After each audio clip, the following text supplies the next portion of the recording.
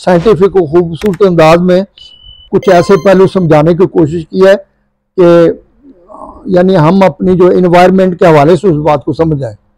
तो उन्होंने कि आज का मुसलमान जो है वो उसमें कमी क्या है, तो ये उनकी एक बुक है ज़रब कलीम, उसमें एक उन्वान है मस्जिद कुव्वतुल इस्लाम, और उसकी तारीख ये है कि तारीखी तौर पर ये कुतुबुद्दीन ऐबक जो था, इसने 12वीं सदी की आखिर में राय पथोरा जो था दिल्ली में, उसके किले में इसकी बुनियाद रखी और उसको इस मस्जिद का नाम रखा मस्जिद कुव्वतुल इस्लाम।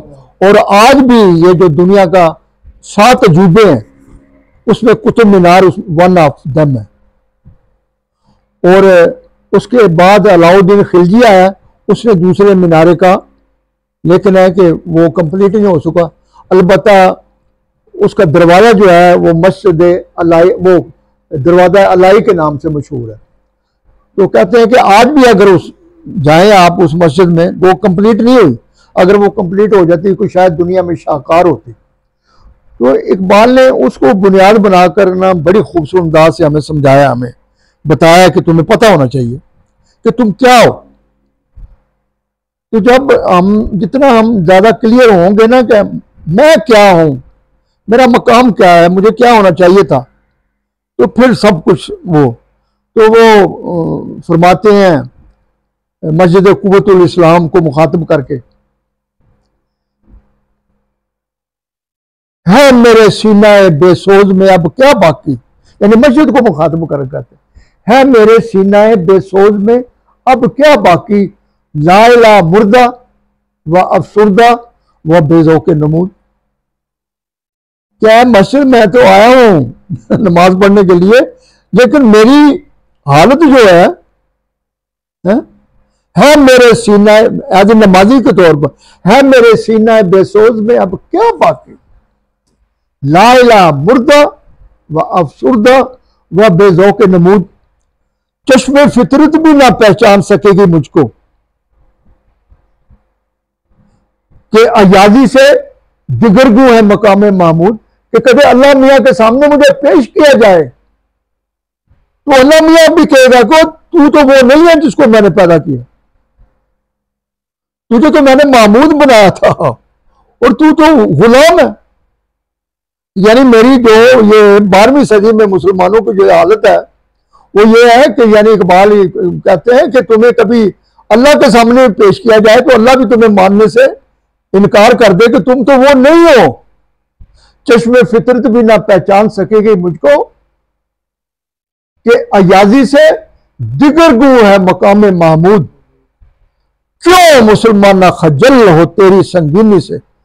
सरताज खान खजल कहते हैं नदामत को, शर्मिंदगी को।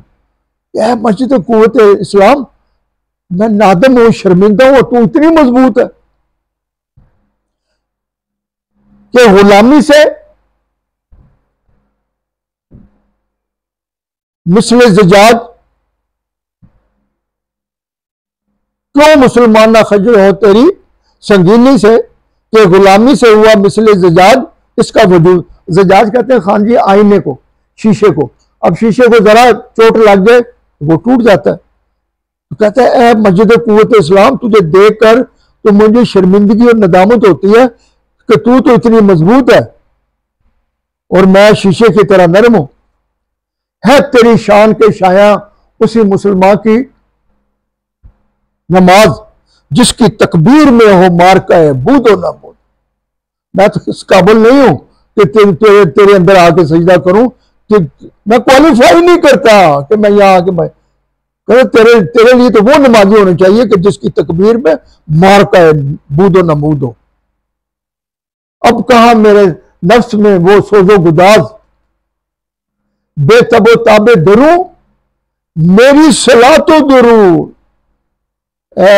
मस्जिद कुव्वत इस्लाम, मेरे अब वो चीज है ही नहीं, और मैं बड़ी वो तस्बीहां और दुरूद और नमाज भी करता हूं, लेकिन वो तबोताब है नहीं। और फिर आखिर में कहते हैं कि है मेरी बांगे आज़ाम में ना वो बुलंदी वो शको आज तो लाउड स्पीकर आ गया ना, तो उस दौर में इकबाल कहते हैं कि आज का जो मुसलमान है मेरी बांगे अज़ा में ना बुलंदी ना शको, क्या गवारा है तुझे ऐसे मुसलमान का सुजूद। क्या मस्जिद कुव्वत इस्लाम, मैं तो इस काबिल नहीं हूं कि मैं तेरे अंदर आके नमाज पढ़ूं, मेरी हालत गुलामी से या अजमी इस्लाम से, मैं वो है ही नहीं हूं। यानी यहां पर ये चीज जो है ना, अपना वाहिद बेटा वसीम इकबाल अल्लाह बड़ा जोर देते हैं कि यानी पहले तुम्हें एहसास होना चाहिए कि मैं अल्लाह का नायब हूं, मैं खलीफतुल अर्ज हूं। जब मुझे इस हद तक यकीन आ जाए, मुझे अपने होने का यकीन आ जाए, अब हमें जो रिवाज का हम पहले हमें सिखाया जाता है कि अपने से ना होने का यकीन, सबसे पहले हमें ये अपनी नफी। तो ये आज के दौर में ये बड़ा जरूरी है खान जी कि हम तमाम जो ये दावा करते हैं खुद अपने पहले साबित करें कि हम नायब खुदा हैं और खलीफातुल अर्ज है और हम बहुत कुछ कर सकते हैं। बड़ी अच्छी बातें की हैं। अच्छा, इसमें वो मैं चाह रहा था कि वो जो सब्जेक्ट इन्होंने शुरू किया था उसको कंप्लीट करें। ये सरताज साहब ने जो, अच्छा, इनको आप और टाइम दे रहे हैं? हाँ नहीं, वो जरा वहाँ से पढ़े हलाल और हाँ जी, वो जरा पढ़ लें, फिर आप पढ़ के सुना दें हमें, पढ़ के सुना दें हम जरा। ने तो वही बात की ना, वो टॉपिक जरा ज़हन हमारा तब ही क्लियर होगा ना। आपके ज़हन में भी जो बातें आ रही हैं, आप जो कहना चाह रहे हैं वो हमें पता चल जाएगा आप कहना क्या चाह रहे हैं। गला क्यों नहीं खा रहे हैं, कुत्ता चाइनीज बड़े शौक से खाते हैं।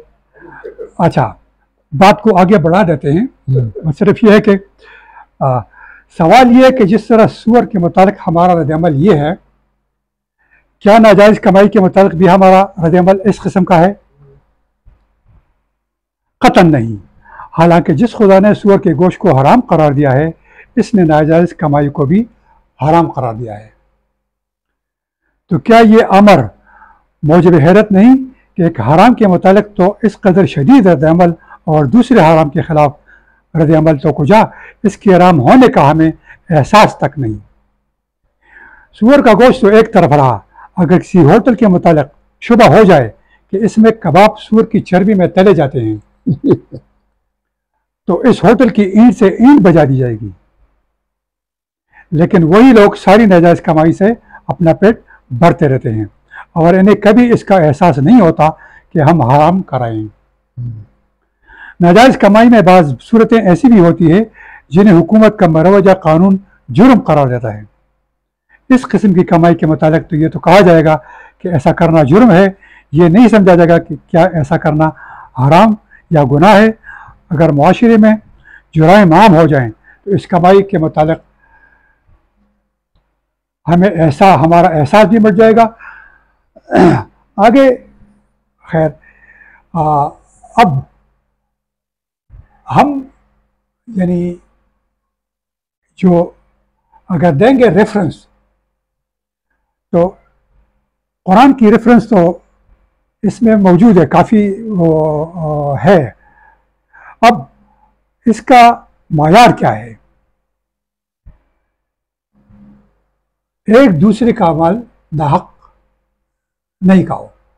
कुरान का वला ताकुलू अमवालकुम बैनकुम बिल बातिल, एक दूसरे का माल बातिल तरीके से ना खाओ। बेरोज़ा तो एक तरफ, दो रोज़ा दार जो मर न जाए लेकिन पानी का एक घूंट नहीं पिएगा, बातिल की कमाई के मुताबिक खुदा के हुक्म की कुछ परवाह नहीं करेगा। एक बंदा हलाल खाता है, दूसरा हराम खाता है, फर्क क्या है? हलाल से कैरेक्टर बन जाता है, खाता तो दोनों, मतलब घी हराम है, फर्ज करो एक घी हलाल है, एक ने हलाल खाया दूसरे ने हराम खाया, जिस्म में गया, पेट में चला गया, पेट तो भर गया लेकिन उससे कैरेक्टर नहीं बनती। और हमें पहले से बताया गया है कि एक दूसरे का जो माल है वो यानी बातिल तरीके से नहीं खाने का। अब जब कैरेक्टर नहीं बनी तो आगे वो इंसान की जो जो जो वो है वो कंप्लीट नहीं होती। इसकी जो मायार है इंसानियत, कुरान जो हमसे चाहता है जिस तरह इंसान बनने का, वो नहीं बना। शख्सियत बिल्कुल। अब अगर हम ये कहें कि उनका मिसाल के तौर पर नबी सल्लल्लाहु अलैहि वसल्लम ने जो पहला लोगों को बुलाया तो उन्होंने ये नहीं कहा कि मेरे पास आओ, मैं फ़लाँ कबीले का हूँ, मैं मतलब बड़ा, यानी अपनी तारीफ जो भी, लेकिन उसने अपना कैरेक्टर पेश किया कि मैंने कभी झूठ बोला ज़िंदगी में। लोगों ने कहा कि नहीं, तो वो आके उनको सुनने लगे कि मैं जो बात कहूँगा वो आप सुने।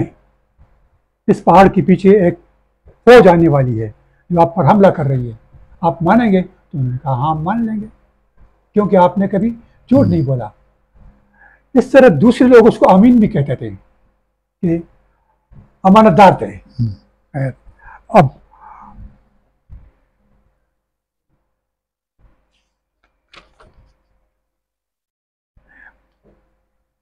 ए जमात मोमिनीन, याद रखो उलमा और मशाइख में से अक्सरियत की हालत यह है कि वो लोगों का माल नाजायज़ तरीके से खाते हैं और इन्हें अल्लाह की तरफ जाने वाली राह से रोकते हैं।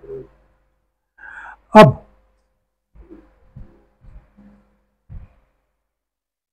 जो हलाल हमें बताया वो कुरान में मौजूद है, और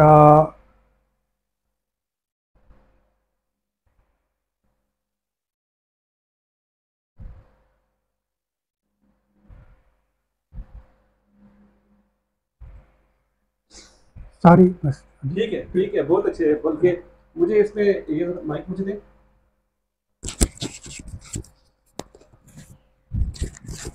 जैसे सरताज साहब ने कहा ना कि हम हलाल, एक बात इनकी बहुत ज़बरदस्त थी जिसमें उन्होंने कहा कि हलाल से जो है इंसान का करैक्टर बनता है।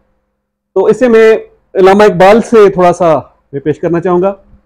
ये अल्लामा इकबाल की एक नज़म है सर मंजूर साहब के, वो बाल जबील में नज़म पीरो मुरीद। तो उसमें वो सवाल जवाब है। इकबाल जो है वो मुरीद हिंदी है और वो जो दो दूसरे हैं वो पीर रूमी है उनके। तो इकबाल सवाल करते हैं उनसे कि इल्म व हिकमत का मिले क्यों कर सुराह, इल्म व हिकमत का मिले क्यों कर सुराह, किस तरह हाथ आए सोजो दर्द दाग।